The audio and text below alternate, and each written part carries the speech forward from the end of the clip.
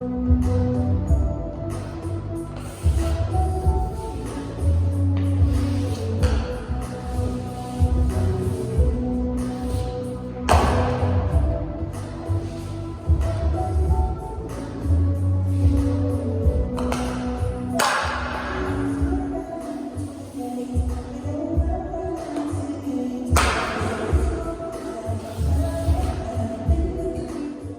guys, I'm Lorna Shadow and welcome to Floorgust with Creatures of XIX.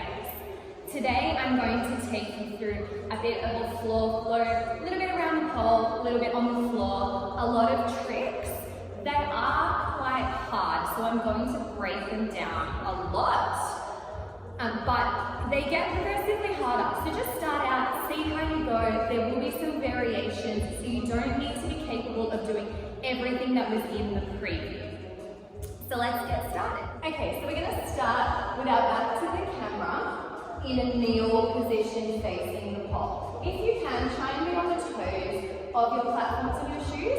It just makes it that little bit nicer of a line. So we'll start the left hand on the pole, the right hand on the knee. And what you're going to do is bring your knees together, turning to the right. Drop your left hand finger pointing down, right arm is going to go up, back of the hand on the pole, and we're going to come into a twisted grip. We're going to sweep the right leg around the back of the pole, drop the knee, and then slide the left leg forward in a lunge. So we're going to end up back where we started. From there, you're going to put your weight on your left foot, pull in your right hand, turn back towards the left, popping the left hand on the floor. The right leg is going to circle all the way up and over, so you're bum towards the camera. So, breaking it down one more time. We're in our squat position. Left hand goes down, right hand goes up as we bring our knees together. Twisted grip, slide the right leg around the pole into a kneel. Left leg comes around in a lunge.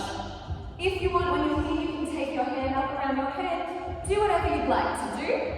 Then we're going to pull in the right hand, push in the left foot. Take the right leg up and around as the left hand circles, look back at your hand, pop the hand on the pole, and turn to your bottom foot and your bum are facing the camera. So give that a go, and then we'll move on to the next thing. So we'll move on to the kips and the flips. Okay, so hopefully you got to there okay. Now we're going to start with kip. So this is a little bit hard, but there is going to be a bunch of regressions so that you can actually work yourself up to a kip. But if you're not quite there yet, there's other shapes you can do that are very similar. So, hopefully you made it to here. So we're twisted grip up the pole, the bottom hand is on the ground, and the leg is out in front. So what you're going to do is swish your leg back behind you, keeping it straight, so your body is in a straight line, almost a little bit arched. That's going to be your momentum, because now that leg is going to swing back in front of you, where it was, and then it's going to go up and around and underneath you for your kick. So, as this leg swings up and around quite quickly to get momentum, you're also going to push off your bottom hand and give a bit of a pull in the top hand to get yourself some height. So you'll come to here and swing around and push and turn your legs, push your chest to the ceiling and your feet will slide underneath you and you'll land. So as you can see, there's pretty much a breakdown right there of how you can do it without actually fully committing. So you can swing this leg and then almost do like a diamond roll on that foot and push and tuck. And then once you're confident with that, then you can try and actually get both feet off the floor. So you'll be here. The momentum is the key. It's hard to do this slowly. So you take this leg, you really swing it. It will come towards your face, and then do a big circle. And then you squeeze in the glutes, push your hips forward, and think about almost keeping yourself in the back of the head to make the kick. So we'll go back, forward, around, push. So my legs push up to the sky, my hips push forward, and you tuck in the toes, as well as pushing in the hand. Your top hand has to come off the pole. When that comes off is up to you, but it does need to come off eventually.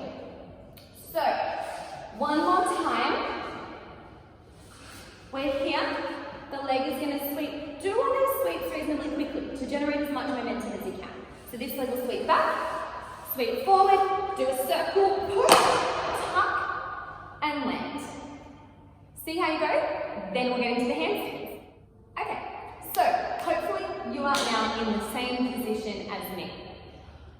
There are a few options from here. So what you want to do is land and do a forwards dive reasonably quickly. That way, if there's anything even a little bit messy about your landing, it's smoothed out with the forwards dive. So what I did in my preview video was a figure 8 head roll into a forwards dive, but you can just do a normal head roll or dive straight down. The way that I do mine is as soon as I land, I start to, so the way I do my figure 8 head roll is thinking about tracing an infinity symbol or an 8 with my nose. So I'm thinking about going down and up. So it's not moving your head side to side. Think more about tracing your nose in a figure 8. So you're going to start and you drop your head down into one side. Then you'll move that top of the 8, cross in the middle, so down to the other side, and up and around.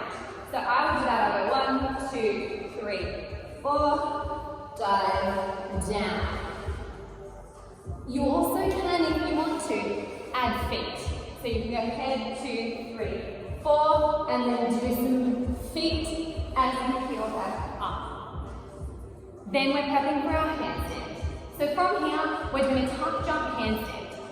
The last handstand in the preview is quite advanced. So I added that on for those of you that nailed this one and want something a little bit extra. But if you find this quite hard, don't even worry about the last one.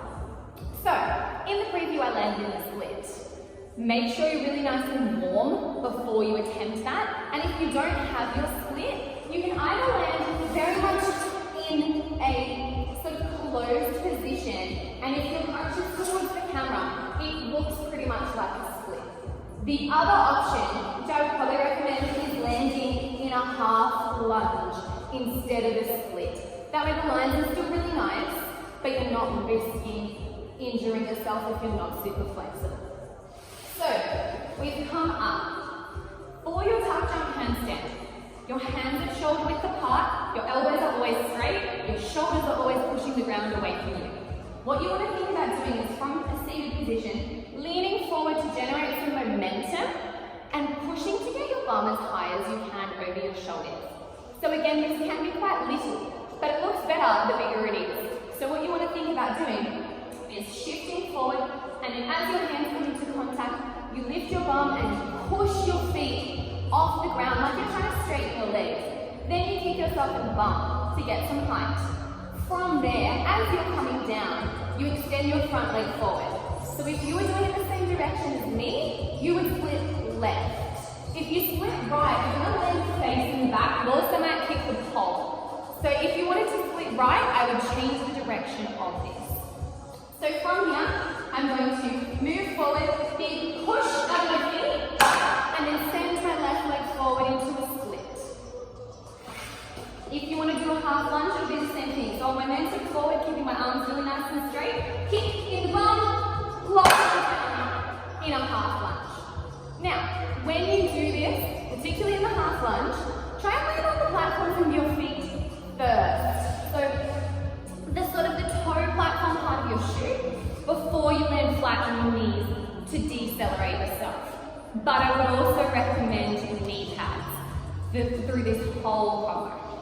So see how you go with that. If you nail that, come back and we'll do the more advanced thing at the end. If not, tie it together somehow, pop something else on the end. Okay, so our final handstand. So we've landed in a half lunge or a left split if you're facing the same direction as me. Then what you're going to do is drop your body, bend your front knees, that might already be bent, and start to swing your bum towards the camera and flip your head up. So you end up essentially in the exact same prep position as our last handstand, because they start the same way. Instead of going into a tuck, with this one we want to go into a straddle. So it can be a little bit harder. You want to try and get 2 legs parallel to the ground for your straddle. But there is a little bit of leeway, so see how you go. But from this position, it's much the same as before. Hands are shoulder width apart, arms are straight, shoulders are pushing to ears. Your feet are going to push, but instead of tucking and kicking your bum, they're going to come out into the straddle. So you're going to go up, push, and your legs will come up and out to the sides. So you can practice that a few times first and see how you go before you practice the next part. But once you've got that, you're essentially, your legs are in your straddle. What you're going to do is take one leg, and this is personal preference, up and sort of over. The other one is going to bend and almost come in front of you, a little bit out to the side, so that you can turn and pivot your body. So there is a little bit of this where you will be on one hand, but it's as you're coming down, so it's not super scary. So for me, I am going to come up into my straddle, and my right leg is going to come over the top. My left leg is essentially going to bend how it is, and I'm going to turn, take my right arm off, and land like this. So that is a drill that you can practice to understand the movement before you try and do it from a handstand. But again, you can also do it from quite a small handstand. So the point is to go up into your straddle and take the outside leg all the way up and over. Be careful not to bring it behind you too much, so still keep it in front of you in your straddle shape. So we're going to go pushing up into a straddle. This leg is going to come over, that one comes down, and you land on the side of your foot. Push off your hand, and the top leg comes down as well. So as you can see, it can be done reasonably slowly. So we'll show you again a little bit faster. So we're going to come up into a straddle, push the leg round, the other leg down, and come to here.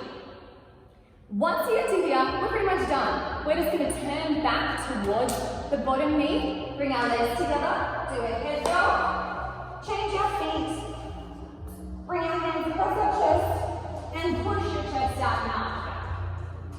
And that is the end of your floor work sequence from me. If you pop anything on social media, please tag me. I'd love to see your progress and see how you go. Thank you so much.